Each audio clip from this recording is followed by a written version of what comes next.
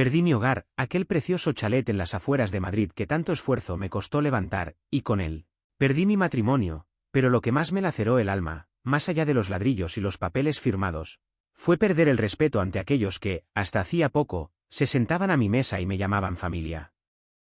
Javier, mi exmarido, no solo me engañó con una frialdad calculadora, sino que me expulsó de mi propia vida y, con un orgullo que rozaba la sociopatía, comenzó a planear su boda con Lucía, su amante, esa mujer más joven que se paseaba por mi jardín pensando que yo estaba acabada, reducida a cenizas. Entonces, una tarde gris, llegó aquel sobre. Era una invitación de boda con mi nombre caligrafiado, enviada no por un acto de bondad o reconciliación, sino como una herramienta de crueldad absoluta.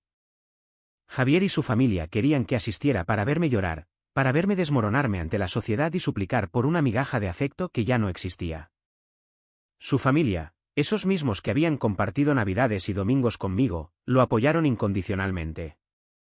Se reían a mis espaldas en la terraza de la tasca del barrio, compartiendo raciones de tortilla de patatas y jamón ibérico mientras borraban mis años de sacrificios como si nunca hubieran importado.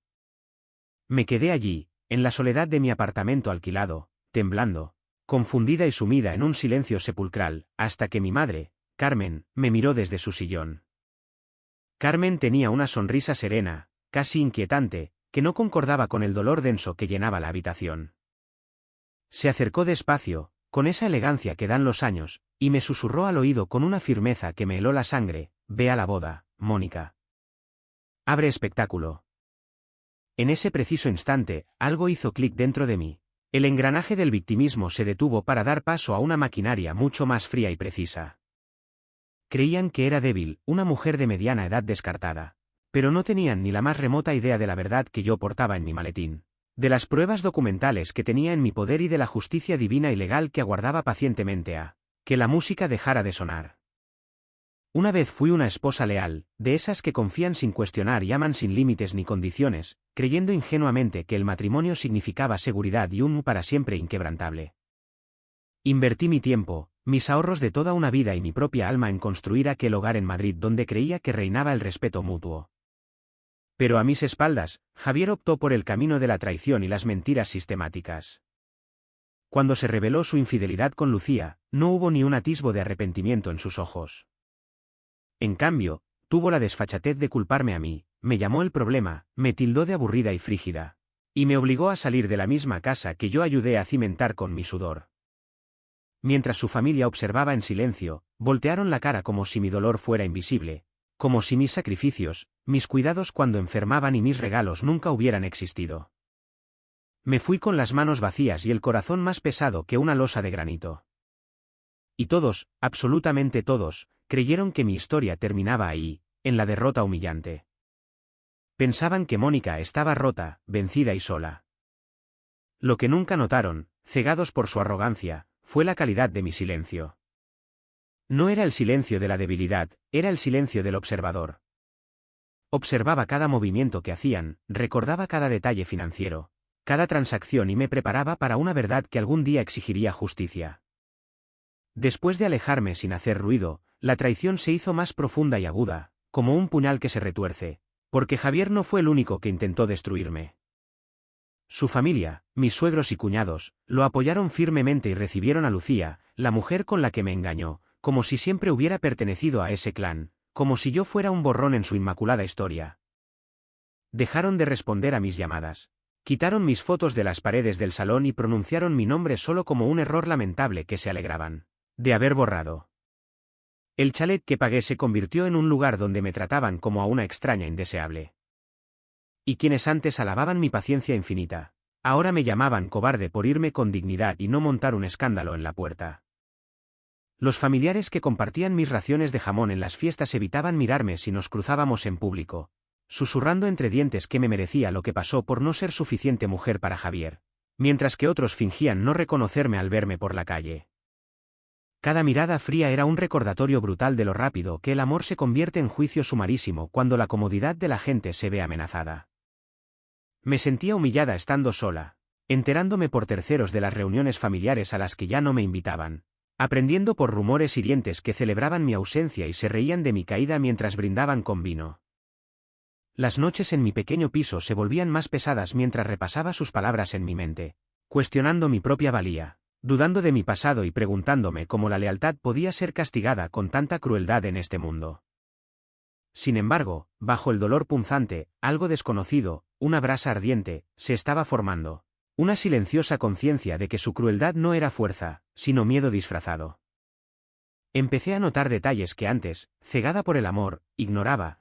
Empecé a recordar conversaciones sobre finanzas que debían permanecer ocultas y a visualizar documentos, firmas ante notario y promesas legales que ellos asumían que yo había olvidado en mi supuesta histeria.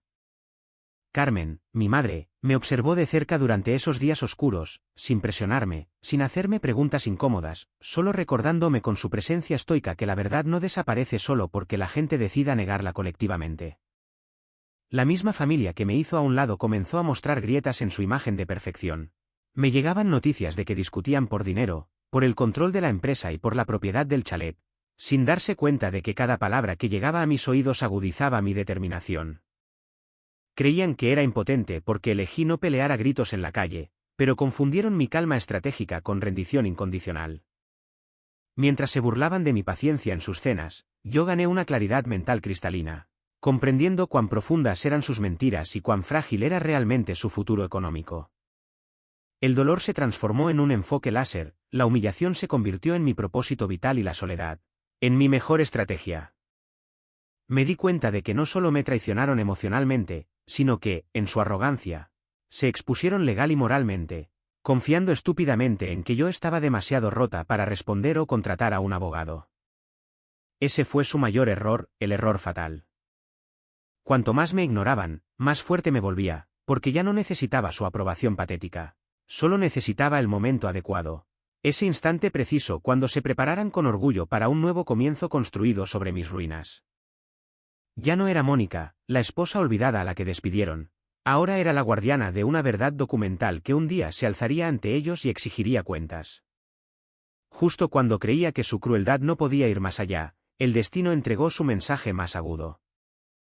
Un sobredorado, excesivo y barroco, descansaba fuera de mi puerta una tarde tranquila, brillando bajo el sol como una broma macabra. Mis manos temblaron al abrirlo y vi el nombre de Javier impreso con orgullo junto al de Lucía, anunciando su boda en una exclusiva bodega en Jerez de la Frontera, como si la traición fuera algo para celebrar por todo lo alto. No me invitaron por respeto ni por buscar la paz. Me querían allí, en el sur, como prueba viviente de su victoria total. Me querían ver rota y pequeña frente a familiares, amigos y desconocidos que solo conocían su versión manipulada de la historia.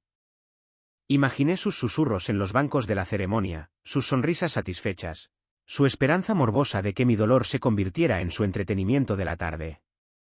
Mi respiración se hizo pesada mientras los recuerdos regresaban como una marea negra. Noches de lágrimas, días de humillación pública y meses de ser borrada del mapa como si nunca hubiera importado. Me volví hacia Carmen con la voz temblorosa, preguntándole por qué me harían esto después de todo lo que les di. Y fue entonces cuando la volví a ver, esa sonrisa serena de mi madre que nunca aparecía por casualidad. Carmen tomó la invitación de mi mano con delicadeza, la leyó despacio, saboreando cada letra, y me la devolvió con una mirada firme que no denotaba ni un ápice de miedo. Me dijo que asistiera.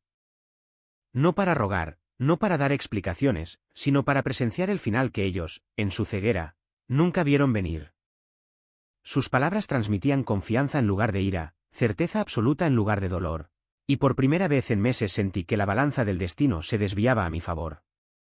Comprendí que la invitación a Jerez no era una trampa para mí, era una oportunidad de oro que ellos mismos crearon tontamente en su soberbia. Creían que Mónica llegaría con las manos vacías, inconsciente e impotente, pero no sabían que yo recordaba, que yo aún poseía los títulos, ni que verdades aguardaban en silencio el momento oportuno. Esa noche no dormí, repasé cada detalle de mi pasado financiero, cada firma en la que confiaba, cada promesa hecha sin testigos y cada secreto oculto bajo sus sonrisas falsas. La fecha de la boda se acercaba rápidamente y con ella llegaba la presión, la duda y el miedo escénico, pero también una claridad meridiana.